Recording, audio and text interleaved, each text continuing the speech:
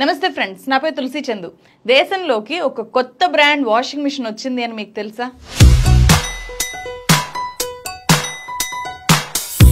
అవినీతి పరుల్ని నీతిమంతులుగా వాష్ చేసే ఒక కొత్త వాషింగ్ మిషన్. వేల కోట్లు దోచుకున్న వాళ్ళైనా సరే, గనుల్ని నిలువున మింగేసినా సరే, భారీ స్కాములు చేసిన వాళ్ళైనా సరే, వాళ్ళందరినీ కూడా ఆ వాషింగ్ మిషన్ క్లీన్ గా శుభ్రం చేస్తుంది. ఏప్రిల్ 2న ఉత్తరాఖండ్ రుద్రపూర్ ఎలక్షన్ సభలో మన ప్రధాని నరేంద్ర మోదీ అవినీతి పరుల గురించి రోమాలు నిక్కబొడుచుకునేంత తీవ్రంగా మాట్లాడారు. ఒకసారి చూడండి. जो कह रहे हैं भ्रष्टाचार हटाओ और वो कहते हैं भ्रष्टाचारी बचाओ। आप मुझे बताइए, भ्रष्टाचार हटना चाहिए कि नहीं हटना चाहिए? भ्रष्टाचार हटना चाहिए कि नहीं हटना चाहिए? भ्रष्टाचार से मुक्ति मिलनी चाहिए कि नहीं मिलनी चाहिए? भ्रष्टाचारी जेल जाने चाहिए कि नहीं जाने चाहिए? भ्रष्टाचारियों को सजा होनी चाहिए कि नहीं होनी चाहिए? ये देश की आवाज है और मोदी आपकी हर आवाज को सुनता है और उसके लिए ताकत भी लगा देता है। तीसरे टर्म में भ्रष्टाचार पर और तेज प्रहार होगा, ये मैं आपको गारंटी देने आया हूं। మూడోసారి కూడా నన్నే గెలిపించండి, అవినీతి పరులందరినీ కూడా జైల్లో పెట్టేస్తాను, ఇదే మోదీ గ్యారంటీ అని అంటున్నారు. 2014లో అధికారంలోకి వచ్చింది కూడా కాంగ్రెస్ అవినీతిలో కూరుకుపోయింది, అవినీతి రహిత పాలన అందిస్తాను అనే కదా. మరి ఈ 10 ఏళ్ల కాలంలో ఎంతమంది అవినీతి పరుల మీద మోదీజీ చర్యలు తీసుకున్నారు? లెక్కలు దిద్దామా? నిజానికి ఇదేమీ నేనేదో తవ్వి తీసింది కాదు. ఇండియన్ ఎక్స్ప్రెస్ ఈ మధ్య కరప్టెడ్ పొలిటీషియన్స్ ఇప్పుడు ఎక్కడున్నారు, వాళ్ళ మీద కేసులన్నీ ఏమయ్యాయి అని చెప్పి తవ్వి తీసి రాసిన ఒక పరిశోధనాత్మక కథనం ఇది. ఇదొక పెద్ద వాషింగ్ మిషన్ బ్లాస్టింగ్ స్టోరీ. ప్రతిదీ దేశం కోసం, ధర్మం కోసం అని ప్రచారం చేస్తూ చాలా పెద్ద పెద్ద అవినీతి పరుల్ని పార్టీలో చేర్చుకొని బీజేపీ ఎలా శుభ్రం చేసేది ఈ ఇండియన్ ఎక్స్ప్రెస్ స్టోరీ నీట్ గా రాసింది. ఆ డీటెయిల్స్ లోకి వెళ్లే ముందు ఇదే విషయాన్ని మన ఆర్థిక మంత్రి నిర్మలా సీతారామన్ ఇంకో కోణంలో కన్ఫర్మ్ చేసి చెప్పారు. అదొకసారి విందాం. So tainted leaders joining your party, no bar. Everybody is welcome. Even they are welcome with a red carpet rolled out for them. As I said, party is open. We welcome everybody. Everybody. Even people who have 9 CBI cases against them. Party is welcoming everybody. ఏమాత్రం తడబాట్లేదు, మొహమాటం లేదు, చక్కగా చెప్పేశారు కదా. Thanks to her frankness. Adarsh Chavan ఈ పేరు ఎప్పుడైనా విన్నారా? ఆదర్శ్ కుంభకోణంలో అవినీతి ఆరోపణలు ఎదుర్కొంటున్న మహారాష్ట్ర మాజీ సీఎం అశోక్ చవాన్ ను బీజేపీ గాని మోదీ గాని చాలా సార్లు ఆదర్శ్ చవాన్ అని సంబోధించేవాళ్ళు. अशोक चव्हाण के खिलाफ कार्रवाई होगी, ये कहां तक नहीं कहा था? क्या टिकट देना ये कार्रवाई है क्या? क्या कांग्रेस पार्टी का ये कानून है कि ऐसे लोगों को आप टिकट दें? सारे आदर्श उम्मीदवार हैं कांग्रेस के, सारे आदर्श. కార్గిల్ యుద్ధంలో చనిపోయిన సైనికుల కుటుంబాల కోసం నిర్మించిన ఆదర్శ్ హౌసింగ్ సొసైటీలో అశోక్ చవాన్ కుటుంబ సభ్యులకు ఫ్లాట్లున్నాయి అనేది ఆయన మీద ఆరోపణ. దీని మీద సిబిఐ కేసు కూడా నమోదైంది. कारगिल के शहीदों के परिवारजनों को जिन्होंने लूटा है, उनको नई सरकार छोड़ेगी नहीं. సైనికులు ఇళ్లను మేసేసిన ఇలాంటి వ్యక్తి కాంగ్రెస్ పార్టీకి ఆదర్శము అని చెప్పి ఒకప్పుడు మోదీ విమర్శించిన ఈ అశోక్ చవాన్ ఇప్పుడు ఏమయ్యారో, ఎక్కడున్నారో తెలుసా? Modi Modi washing powder Modi washing powder Modi. ఆ సోకాల్డ్ ఆదర్శ్ అశోక్ చవాన్ 2024 ఫిబ్రవరిలో బీజేపీలో చేరితే వెంటనే ఆయన్ని రాజ్యసభకు పంపించారు. ఇప్పుడు ఏకంగా ఆయన బీజేపీకి స్టార్ క్యాంపెయినర్. क्या टिकट देना ये कार्रवाई है क्या? वाह मोदी जी वाह. ఈ ఒక్క అశోక్ చవాన్ మాత్రమే కాదు, మొత్తం 25 మంది తీవ్రమైన అవినీతి ఆరోపణలు, ఈడీ, సిబిఐ విచారణలు ఎదుర్కొన్న వాళ్ళు ఇప్పుడు బీజేపీలో చేరిపోయారు. వాళ్ళలో చాలా మందికి ఎంపీ, ఎమ్మెల్యే టికెట్లు ఇచ్చింది బీజేపీ. ఇదే మహారాష్ట్రలో నేషనలిస్ట్ కాంగ్రెస్ పార్టీకి చెందిన ఎన్సీపీ లీడర్, డిప్యూటీ సీఎం గా పనిచేసిన అజిత్ పవార్ మహారాష్ట్ర కోఆపరేటివ్ బ్యాంక్ లో 25,000 కోట్ల రూపాయల ఫ్రాడ్ చేశారు అనే ఆరోపణలున్నాయి. 2019 సెప్టెంబర్ లో ఈడీ విచారణ ఆయన ఎదుర్కొన్నారు. కట్ చేస్తే ఎన్సీపీపై తిరుగుబాటు చేసిన అజిత్ పవార్ కొంతమంది ఎమ్మెల్యేలతో కలిసి ఏక్నాథ్ షిండే ప్రభుత్వంలో ఏర్పాటు చేసిన బీజేపీ శివసేన ప్రభుత్వానికి మద్దతు ప్రకటించారు. ఆ తర్వాత అజిత్ పవార్ మీద పెట్టిన బ్యాంకు కుంభకోణం కేసుని ముంబై పోలీసుల ఆర్థిక నేరాల విభాగము మూసేసింది. 2023లో ఏక్నాథ్ షిండే ప్రభుత్వానికి మద్దతు ఇవ్వడానికి అజిత్ పవార్ తో పాటు బయటకు వచ్చిన ఎన్సీపీ చీలిక వర్గంలో ఈ ప్రఫుల్ పటేల్ కూడా ఉన్నారు. ఆయన అలా వచ్చిన తర్వాత ఈ మార్చ్ నెలలోనే ఆయన మీదున్న కేసులు క్లోజ్ అయ్యాయి. క్లోజ్ చేస్తున్నట్టు కోర్టుకు సిబిఐ రిపోర్ట్ ఇచ్చింది. జార్ఖండ్, మధ్యప్రదేశ్ రాష్ట్రాల్లో బొగ్గు గనుల్ని దోచేశారు అని చెప్పి సిబిఐ విచారణ ఎదుర్కొంటున్న నవీన్ జిందాల్ కు కూడా ఈ ఎలక్షన్స్ లో బీజేపీ తన పార్టీలోకి చేర్చుకొని టికెట్ ఇచ్చింది. బీజేపీలో చేరకముందే ఈ Naveen Jindal company electoral bonds రూపంలో బీజేపీకి 123 కోట్ల రూపాయలు ఫండ్ గా ఇచ్చింది. ఇప్పుడు నవీన్ జిందాల్ హర్యానా కురుక్షేత్రకి లోక్సభ అభ్యర్థి. బొగ్గు గనుల దోపిడీదారులకు మోదీ వేసే శిక్ష ఇదేనా? వాషింగ్ మిషన్ లోకి పంపించడమా? Washing powder Modi. నవీన్ జిందాల్ మాత్రమే కాదు, గనుల్ని దోపిడీ చేసిన, గనుల కుంభకోణాలకు పాల్పడ్డ చాలా మంది ఇప్పుడు బీజేపీలో కనిపిస్తారు వెతికితే. 35,000 కోట్ల రూపాయల అక్రమాలకు సంబంధించి ఓబులాపురం మైనింగ్ కేసులో ఏకంగా జైలుకి వెళ్లేసి వచ్చిన గాలి జనార్దన్ రెడ్డి కూడా వాషింగ్ మిషన్ లోకి వెళ్ళొచ్చేందుకు వీలుగా ఈ మధ్య తిరిగి బీజేపీలో చేరారు. మార్చి 25న గాలి జనార్దన్ రెడ్డి తన పార్టీ అయిన కళ్యాణ రాజ్య ప్రగతి పక్షాన్ని బీజేపీలో విలీనం చేశారు. మళ్ళీ బీజేపీ కండువా కప్పుకున్నారు. మోదీజీ కరప్టెడ్ పీపుల్ ని సెలెక్టివ్ గా వాష్ చేస్తున్నారు అని చెప్పి ప్రియాంక గాంధీ లాంటి వాళ్ళు ఇలా విమర్శించారు. జార్ఖండ్ మాజీ సీఎం మధు కోడా కూడా గనుల కుంభకోణం కేసులో అరెస్ట్ అయ్యి దోషిగా తేలి జైల్లో శిక్ష అనుభవిస్తున్నారు. బట్ ఆయన భార్య గీతా కోడాను రీసెంట్ గా బీజేపీలో చేర్చుకున్నారు. 2019లో ఆమె కాంగ్రెస్ నుంచి గెలిచిన సింగ్మం నియోజకవర్గం నుంచి ఈసారి బీజేపీ తరఫున అభ్యర్థిగా పోటీ చేస్తున్నారు. మధు కోడాను కోల్ మైన్ కేసు నుంచి తప్పించి జైలు నుంచి బయటికి తీసుకురావడానికి ఆమె ముందున్న ఏకైక ఆప్షన్ ఇదే కావచ్చు అనే విమర్శలు, విశ్లేషణలు ఉన్నాయి. సీను, వాసంతి, లక్ష్మి ఈ సినిమా గుర్తుందా? తెలుగు ఆడియన్స్ కు ఈ సినిమాతో దగ్గరైన నవనీత్ కౌర్ 2014 నుంచి మహారాష్ట్ర రాజకీయాల్లో యాక్టివ్ గా ఉన్నారు. 2019 ఎలక్షన్స్ లో మహారాష్ట్రలో ఉండే అమరావతి ఎంపీ స్థానం నుంచి ఆమె ఇండిపెండెంట్ అభ్యర్థిగా కాంగ్రెస్, ఎన్సీపీ మద్దతుతో గెలిచారు. అయితే ఆమె క్యాస్ట్ సర్టిఫికేట్ తప్పుగా ఇచ్చారు అని చెప్పి గతంలో ఆమె మీద కేసు నమోదైంది. 2021లో ఆమె కుల ధృవీకరణ పత్రాలని రద్దు చేస్తూ బాంబే హైకోర్టు ఒక సంచలన తీర్పు ఇచ్చింది. 2 లక్షల రూపాయలు ఆమెకి ఫైన్ కూడా వేసింది తప్పు చేశారు అని చెప్పి. ఆ తీర్పుని నవనీత్ కౌర్ సుప్రీంకోర్టులో సవాల్ చేశారు. మార్చి 31న బీజేపీలో ఆమె చేరారు. ఏప్రిల్ 4న నామినేషన్ వేయాలి. అయితే అదే రోజు సుప్రీంకోర్టు ఆమెకు అనుకూలంగా తీర్పిచ్చింది. అలా తీర్పిచ్చిన కాసేపటికే ఆమె మహారాష్ట్ర అమరావతి బీజేపీ అభ్యర్థిగా నామినేషన్ వేశారు. బెంగాల్లో ఇంకెంత ఫన్నీ అంటే అవినీతి ఆరోపణలు వచ్చిన వాళ్ళందరి నెక్స్ట్ ఇమీడియట్ ఆప్షన్ బీజేపీనే అవుతుంది. టీఎంసీ లీడర్ తపస్ రాయ్ ఉద్యోగాలు నమ్ముకున్నారు, భారీ కుంభకోణానికి పాల్పడ్డారు అని చెప్పి సువేందు అధికారి ఆధ్వర్యంలో బెంగాల్ బీజేపీ తీవ్రంగా ఉద్యమం చేసింది. Tapas Rai also involved in Boranagar municipal recruitment scam. We Bengal people, we the youth, we want they should go to behind the bar. 2024 జనవరిలో ఈడీ ఆయన ఇళ్ల మీద దాడులు చేసింది. కట్ చేస్తే A few moments later. 2 నెలలకి అంటే మార్చ్ లో తపస్ రాయ్ బీజేపీలో చేరిపోయారు. కోల్కతా నార్త్ బీజేపీ అభ్యర్థి ఇప్పుడు ఆయన. Tapas Rai is a veteran politician of the state. He is a lawmaker. He is a fighter, and he started his journey as a student leader. నాకు అర్థం కాలేదు సార్. ఏ తపస్ రాయ్ని అరెస్ట్ చేయాలి అని చెప్పి మొన్నటిదాకా మమతా బెనర్జీ గవర్నమెంట్ మీద బీజేపీ నాయకులు ఫైట్ చేశారో ఇప్పుడు అదే తపస్ రాయ్ గెలుపు కోసము బెంగాల్ బీజేపీ తీవ్రంగా కృషి చేస్తోంది. ఇందాక చెప్పిన బెంగాల్ బీజేపీ చీఫ్ సువేందు అధికారిది కూడా సేమ్ సిచ్యువేషన్. ఆయన ఏమి బీజేపీ భావజాలంతో ఎదిగొచ్చిన లీడర్ కాదు, కమిటెడ్ బీజేపీ కార్యకర్త ఏం కాదు. The new generation leader was more than willing to oblige Impex Consultancy for a few bundle of currency notes.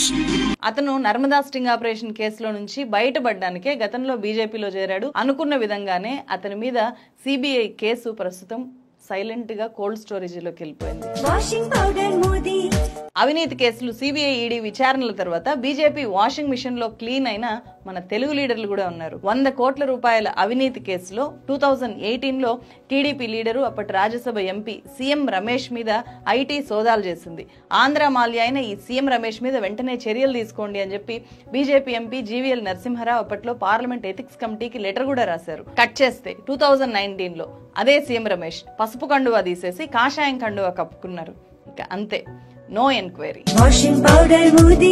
Latest గా 450 కోట్ల రూపాయలకు సంబంధించి ఓ ఫోర్జరీ కేసు కూడా సీఎం రమేష్ మీద నమోదైంది. ఆ కేసులో ఆయన ప్రధాన నిందితుడు A1 అయినా సరే అతనికి బీజేపీ అనకాపల్లి లోక్సభ టికెట్ ఇచ్చింది. ఇక అరకు బీజేపీ అభ్యర్థిగా బరిలో ఉన్న కొత్తపల్లి గీతకు ఆ టికెట్ రావడానికి కారణము ఆమె మీద ఉన్న అవినీతి కేసులే అంటే మనకు ఆశ్చర్యం అనిపిస్తుంది. ఆమె 2014లో వైఎస్ఆర్సీపీ నుంచి అరకు ఎంపీగా గెలిచారు. పంజాబ్ నేషనల్ బ్యాంక్ నుంచి 42.79 కోట్లు తీసుకొని ఎగవేశారు అని చెప్పి సిబిఐ ఆమె మీద కేసు నమోదు చేసింది. ఆమెని, ఆమె భర్తని దోషులుగా తేల్చుతూ 2022లో 5 ఏళ్లు జైలు శిక్ష వేసింది కోర్టు. కొన్నాళ్ళు జైలు జీవితం గడిపిన తర్వాత బెయిల్ మీద బయటకు వచ్చారు వాళ్ళు. అయితే అంతకంటే ముందే 2018లోనే ఆమె వైసీపీ నుంచి బయటకు వచ్చి జనజాగృతి అనే పార్టీని సొంతంగా పెట్టారు. 2019 ఎలక్షన్స్ తర్వాత ఆ జనజాగృతి పార్టీని బీజేపీలో కలిపేసి ఆమె బీజేపీలో చేరారు. ఎస్టీ కాకపోయినా కూడా ఎస్టీ అని చెప్పి రిజర్వ్డ్ కాన్స్టిట్యున్సీలో పోటీ చేశారు అనే ఇంకొక వివాదంలో కూడా ఆమె దోషిగా తేలారు. బ్యాంకును మోసం చేసిన కేసులో ఆమెకు హైకోర్టు మార్చి 12న అంటే ఫస్ట్ దోషిగా తేలి శిక్ష కూడా కొన్నాళ్ళు అనుభవించి బెయిల్ మీద బయటకు వచ్చిన తర్వాత స్టే ఇచ్చింది. ఆ వెంటనే బీజేపీ అరకు ఎంపీ టికెట్ ని ఆమెకు కన్ఫర్మ్ చేసింది. ఆమె మీద ఉన్న 2 తీవ్రమైన కేసులు ఇప్పుడు ఏమయ్యాయి? టీడీపీకి చెందిన మరో నాయకుడు సుజనా చౌదరి కంపెనీ తప్పుడు సర్టిఫికెట్ చూపించి 5,000 కోట్ల రూపాయలకు పైగా రుణాలు తీసుకొని ఎగవేసింది అని చెప్పి 2016లో ఈడీ ఆయన మీద కేసు నమోదు చేసింది. 2018లో ఈడీ దాడులు జరిగాయి. 2019 జూన్లో సుజనా చౌదరి బీజేపీలో చేరిపోయారు. ఇప్పుడు విజయవాడ వెస్ట్ అసెంబ్లీ నుంచి బీజేపీ అభ్యర్థిగా ఇదే సుజనా చౌదరికి టికెట్ ఇచ్చింది. ఇలా చాలా మంది అవినీతి కేసులు ఎదుర్కోవడము, ఆ తర్వాత బీజేపీలో చేరిపోవడం గురించి మీరు కూడా స్వయంగా గూగుల్ చేసి తెలుసుకుంటే నేను చెప్పిన వాటికంటే ఇంకా బోలెడు వస్తాయి.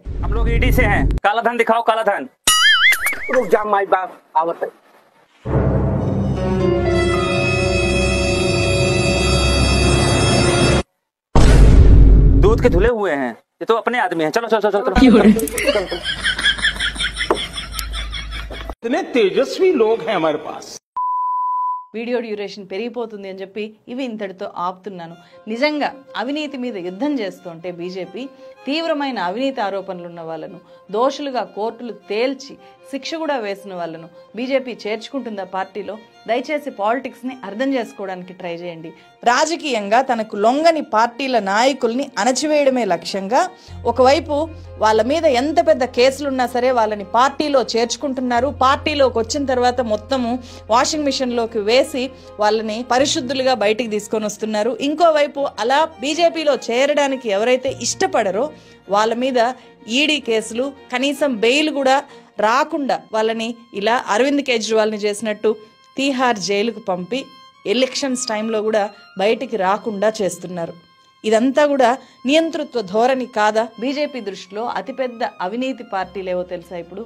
Congress party, Aam Aadmi party. ఎందుకు అంటే నార్త్ ఇండియాలో ఆ 2 పార్టీలే బీజేపీకి అతిపెద్ద సవాల్గా మారాయి కాబట్టి. అందుకే కాంగ్రెస్ పార్టీ ఎన్నికల ఖర్చు కూడా పెట్టుకోలేకుండా చేస్తూ ఆదాయ పన్ను శాఖ ఆ పార్టీ అకౌంట్లను ఫ్రీజ్ చేసింది. ఏడాది పాటు పడకేసిన లిక్కర్ కేసు ఒక్కసారిగా బయటకు వస్తుంది.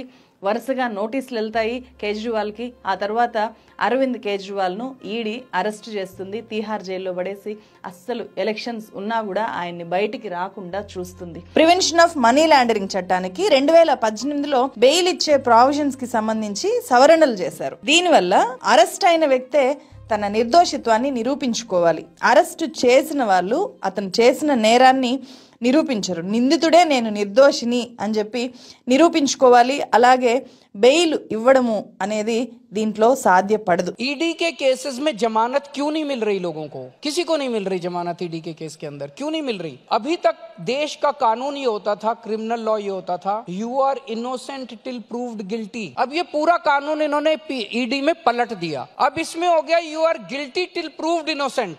इस कानून में इन्होंने लिख दिया. इस कानून में इन्होंने ये लिखा है कि आपके ऊपर आरोप लगेगा, आपके ऊपर एफआईआर होगी, झूठा सच्चा जो मर्जी आरोप लगा दें, आपको गिरफ्तार कर लिया जाएगा. और आपको बेल तब तक नहीं मिलेगी जब तक आपका मुकदमा पूरा नहीं हो जाता और आप इनोसेंट प्रूव नहीं हो जाते. కాంగ్రెస్ ఆమ్ ఆద్మీ పార్టీ పోటీలో లేకపోతే మాత్రమే మిషన్ 400 చాలా తేలిగ్గా పూర్తవుతుంది అనేది బహుశా బీజేపీ ప్లాన్ కావచ్చేమో. ఆ 400 సీట్లు ఎందుకు గెలవాలి అని చెప్పి కొంతమంది బీజేపీ అభ్యర్థులు చాలా బాహాటంగానే చెప్తున్నారు. देश के हित में कई कठोर निर्णय लेने पड़ते हैं, उनके लिए हमें संवैधानिक बदलाव करने पड़ते हैं. మిషన్ 400 సాధించాలి కాబట్టి నీతి లేదు, అవినీతి లేదు, గెలుపు మాత్రమే లక్ష్యం అనేలాగా ప్రస్తుతం పాలకుల తీరు ఉంటుంది. డబ్బున్న వాళ్ళు అవినీతి పరులైనా సరే బీజేపీలోకి వస్తే టికెట్లు ఇచ్చేస్తున్నారు. అలాగే ఇండియా కూటమి నుంచి గట్టి లీడర్లను చేర్చుకోవడానికి బీజేపీ తీవ్రంగా ప్రయత్నిస్తోంది అనేది Aam Aadmi party latest statement చూస్తే మనకు అర్థమవుతుంది. నన్ను బీజేపీలో చేరాల్సిందిగా ఒత్తిడి చేస్తున్నారు, నెల రోజుల్లో చేరకపోతే జైలుకు పంపుతాము అని చెప్పి బెదిరిస్తున్నారు అని చెప్పి కేజ్రీవాల్ ప్రభుత్వంలో ఢిల్లీ విద్యాశాఖ మంత్రిగా పనిచేసిన ఆతిషి బయట పెట్టారు. भारतीय जनता पार्टी ने मेरे एक बहुत व्यक्तिगत करीबी व्यक्ति के माध्यम से मुझे भारतीय जनता पार्टी ज्वाइन करने के लिए अप्रोच किया. मुझे ये कहा गया कि या तो मैं भारतीय जनता पार्टी ज्वाइन कर लूं, अपना पॉलिटिकल करियर बचा लूं, अपना पॉलिटिकल करियर बढ़ा लूं, और अगर भारतीय जनता पार्टी नहीं ज्वाइन करी तो आने वाले 1 महीने में ईडी द्वारा मुझे गिरफ्तार कर लिया जाएगा. గతంలో లిక్కర్ కేసు తెర మీదకి వచ్చినప్పుడే తనకు బీజేపీ నుంచి ఆఫర్ వచ్చింది అని చెప్పి ఎమ్మెల్సీ కవిత కూడా ప్రెస్ మీట్ పెట్టి మరీ చెప్పారు. There have been proposals that were brought up to me by friends of BJP, friendly organizations of BJP, asking me to join the party, and they proposed a model called Shinde model. 10 ఏళ్లు అధికారంలో ఉన్న తర్వాత కూడా అవినీతిని అంతం చేస్తాము, మళ్ళీ 3వ సారి గెలిపించండి అని చెప్పి అవినీతి పరులనే పార్టీలో చేర్చుకొని వాళ్ళకే టికెట్లు ఇచ్చి మళ్ళీ అవినీతి గురించి మాట్లాడడం అనేది వింతగా విచిత్రంగా అనిపించట్లేదా? దయచేసి ప్రతి ఒక్కరూ కూడా మన కేంద్ర ప్రభుత్వ తీరు ఎలా ఉందో ఆలోచించాలి. అవినీతి అంతము అనేది ఒక అందమైన ముసుగు, అందమైన అబద్ధము అని చెప్పి క్లియర్ గా మీకు అర్థం అవడానికే ఇన్ని ఎగ్జాంపుల్స్ నేను మీ ముందు పెట్టాను. भ्रष्टाचारी कान खोल के सुन ले, एक्शन होगा, జరూర్ హోగా. వచ్చే ఎన్నికల్లో 400 సీట్లు గెలవాలి అంటే కనీస పోటీ కూడా ఉండకుండా బీజేపీ క్రూరమైన పొలిటికల్ గేమ్ ఆడుతోంది అనేది ఇక్కడ ప్రజలు తెలుసుకోవాల్సిన వాస్తవము. ఆ క్రూరత్వానికి బలయ్యేది ప్రతిపక్ష పార్టీలు, లీడర్లే కాదు, డైరెక్ట్ గా ప్రజాస్వామ్యం బలవుతుంది. ఇలాంటి వాస్తవాలు చెప్తున్న యూట్యూబ్ ఛానళ్ల మెడ మీద కూడా నిషేధం కత్తి అనేది వేలాడుతోంది. సోషల్ మీడియాలోనే వాస్తవాలు బయటకు వస్తున్నాయి కాబట్టి ఆ సోషల్ మీడియాను నియంత్రించడానికే ఇన్ఫర్మేషన్ టెక్నాలజీ రూల్స్ 2021 పేరుతో నిబంధనలు తీసుకొని వచ్చి వాటిని ఇప్పుడు యూట్యూబ్ డైరెక్ట్ గా అప్లై చేసేలాగా చేస్తున్నారు. తాజాగా బోల్తా హిందుస్థాన్ అనే యూట్యూబ్ ఛానల్ ను యూట్యూబ్ బ్లాక్ చేసింది. हमारे चैनल बोलता हिंदुस्तान के इंस्टाग्राम अकाउंट को डिलीट करवाने के बाद अब यूट्यूब चैनल को भी बंद करवा दिया गया है. అందుకిచ్చిన రీజన్ ఒకసారి చూడండి. కేంద్ర సమాచార మంత్రిత్వ శాఖ ఆదేశాలతోనే మేము బ్లాక్ చేశాము అని చెప్పి యూట్యూబ్ ఆ ఛానల్ నిర్వాహకులకి మెయిల్ పెట్టింది. ప్రజాస్వామ్య దేశంలో డిక్టేటర్షిప్ అనేది ఇలాగే మొదలవుతుందేమో. అయితే చరిత్రలో మహా నియంతలు కూడా నిషేధాలతో, నియంత్రణలతో సత్యం నోరు మూయించలేరు. తాత్కాలికంగా మూయించచ్చేమో గానీ శాశ్వతంగా మూయించలేరు. మన చేతిలో ఉన్న ఓటును బలంగా ప్రయోగించడం మాత్రమే ఇవాళ ప్రజాస్వామ్యాన్ని రక్షించే ఏకైక ఆయుధం. ఏం జరుగుతోందో గట్టిగా అరిచి చెప్పడమే ఎవరైనా ఎప్పుడైనా చేయగల అత్యంత విప్లవాత్మకమైన పని. అలా అరిచి చెప్పడమే నేడు మన దేశానికి, మన ప్రజలకు అవసరమైన గొప్ప విప్లవం. మార్పు కోసం ఎవరు రోడ్ల మీదకి రానక్కర్లేదు. మన చేతిలో ఉన్న ఫోన్లు చాలు, ఒక్క నిజం చాలు 1000 మెదళ్లను వెలిగిస్తుంది. ప్రజాస్వామ్యం ఈరోజు ప్రమాదంలో ఉంది అన్నది నిజము. ఆ ప్రజాస్వామ్యాన్ని కాపాడుకోవడానికి మన చేతిలో ఉన్న ఆఖరి అస్త్రం ఈ ఎలక్షన్స్ లో మనం వేయబోయే ఓటు మాత్రమే అన్నది కూడా నిజం. ఈ నిజాన్ని సామాన్యులకి తెలియజేస్తే చాలు. ఈ వీడియో చేస్తున్న నేను, చూసి షేర్ చేసే మీరు ఓటర్లుగా మాత్రమే కాదు ప్రజాస్వామ్యానికి ప్రొటెక్టర్లుగా మిగులుతాం. కాబట్టి సత్యాన్ని షేర్ చేయండి, సత్యాన్ని గట్టిగా అరిచి చెప్పండి. సత్యమేవ జయతే.